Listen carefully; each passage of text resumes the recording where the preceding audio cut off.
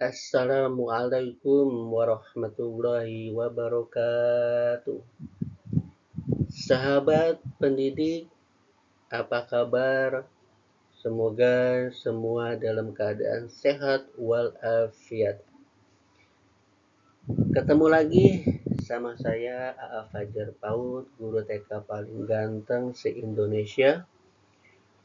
Pada kesempatan kali ini saya ingin sharing tentang modul ajar. Kita tahu ya, sekarang pemerintah sedang menggalakkan penerapan kurikulum merdeka di setiap lembaga pendidikan. Salah satu perangkat ajar di kurikulum merdeka ada modul ajar.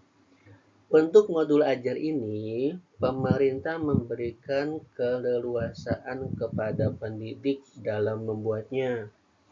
Diperbolehkan untuk membuat sendiri dan juga diperbolehkan untuk memodifikasi dari modul ajar yang sudah ada, baik yang dibuat oleh pemerintah ataupun yang dibuat oleh lembaga satuan pendidikan lainnya. Nah, nanti sahabat pendidik juga kalau ingin contoh modul ajar dari saya, boleh nanti bisa saya kasih. Silakan komen di kolom komentar, nanti akan saya kirimkan contoh modul ajar yang saya buat. Nah, sahabat pendidik, karena pemerintah memberikan keleluasaan di dalam membuat modul ajar, saya sering menjumpai ada hal yang perlu diperbaiki. Jadi ketika saya diundang jadi narasumber di lembaga PAUD yang lain gitu ya, saya melihat ini modul ajarnya ada hal yang perlu diperbaiki. Kemudian ketika teman-teman nih ada yang bertanya tentang modul ajar, kemudian dia memberikan modul ajar yang dibuat, saya lihat ada kesalahan. Nah, kesalahan-kesalahan yang sering saya temukan itu saya akan coba sharingkan pada video kali ini dan saya rangkum menjadi 5 kesalahan dalam membuat modul ajar kurikulum merdeka PAUD. Sebetulnya bukan kesalahan yang fatal dan itu adalah hal wajar. Karena pada prinsipnya kita semua ini masih berproses, masih belajar di dalam penerapan kurikulum merdeka, terutama di dalam membuat modul ajar yang baik sesuai dengan ketentuannya. Baik sahabat pendidik, langsung saja kita akan bahas. Namun sebelumnya, yuk bagi yang belum kenal apa itu modul ajar pada kurikulum merdeka, terutama fase PAUD, kita kenalan dulu yuk. Modul ajar merupakan dokumen, jadi dia dokumen ya, yang memuat rencana pelaksanaan pembelajaran yang berisi tujuan, langkah, media pembelajaran, asesmen, serta informasi dan referensi belajar lainnya yang dapat membantu pendidik dalam melaksanakan pembelajaran. Membantu pendidik dalam melaksanakan pembelajaran dan mengarahkan proses pembelajaran untuk mencapai capaian pembelajarannya. Inilah definisi dari modul ajar. Modul ajar ini penting untuk kita buat.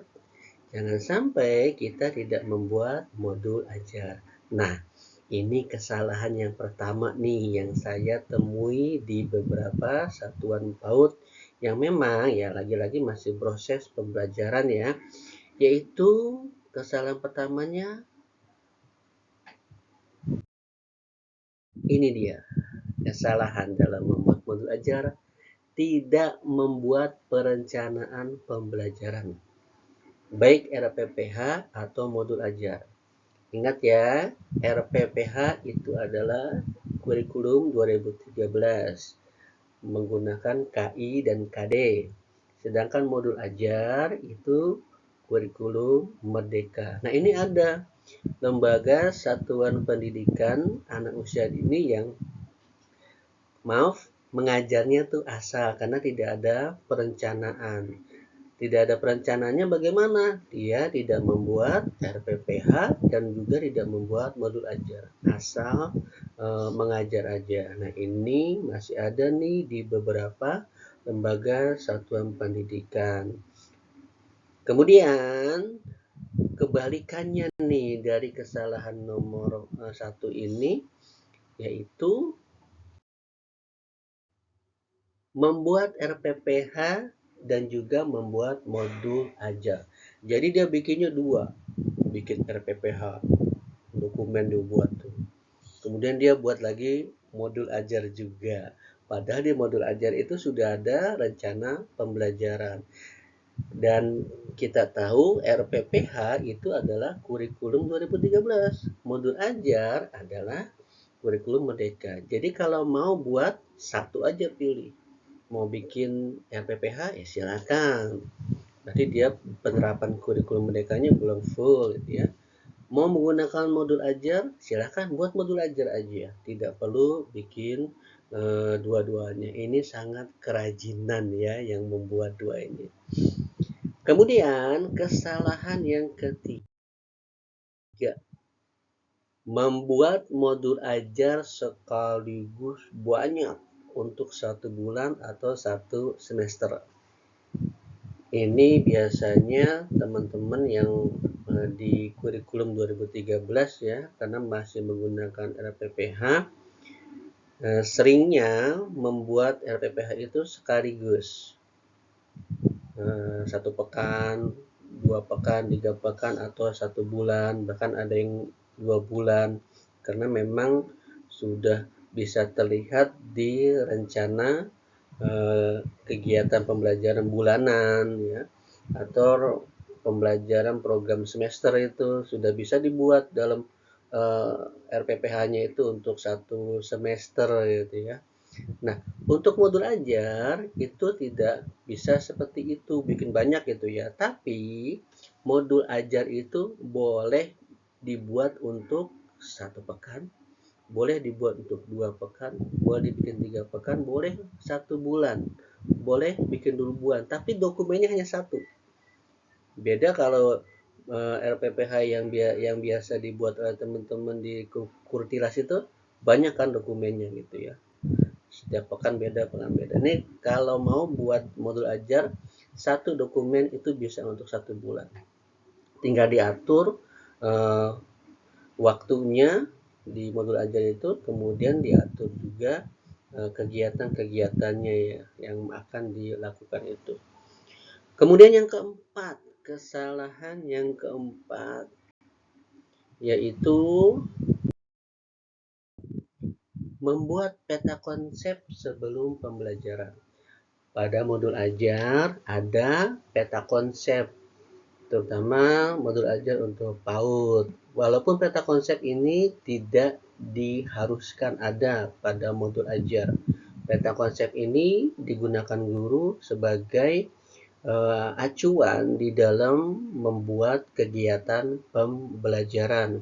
Dan pembuatan peta konsep ini terbuat setelah dilakukannya persepsi ya, atau pembahasan tema. Ketika sedang membahas tema, ibu guru, bapak guru membacakan buku cerita, kemudian menangkap ada celotehan dari anak-anak. Nah, itu jadikan sebagai peta konsepnya. Ini sebagaimana contoh nih ya. Peta konsep di sini. Ini diambil dari buku cerita Poki Mencari Rumah. Jadi peta konsep itu dibuatnya setelah kita melakukan persepsi atau pembahasan tema bersama anak-anak. Kemudian yang terakhir, kesalahan yang terakhir yaitu asesmen dibuatnya setelah pembelajaran. Di kurikulum merdeka, asesmen merupakan bagian dari pembelajaran, tidak bisa terpisahkan. Karenanya di modul ajar itu harus dicantumkan rencana asesmen yang akan kita lakukan. Bentuknya apa? Asesmennya ada dua, asesmen sebelum pembelajaran atau asesmen diagnostik, dan asesmen ketika proses pembelajaran berlangsung. Nah, kita diperintahkan untuk memilih bentuk asesmen yang akan kita buat. Baik, sahabat pendidik, sekian pembahasan pada video kali ini. Sampai bertemu kembali pada video-video berikutnya tentang pendidikan. Bagi sahabat yang mempunyai ide usulan terkait pembahasan kita, silakan boleh berikan usulan di kolom komentar.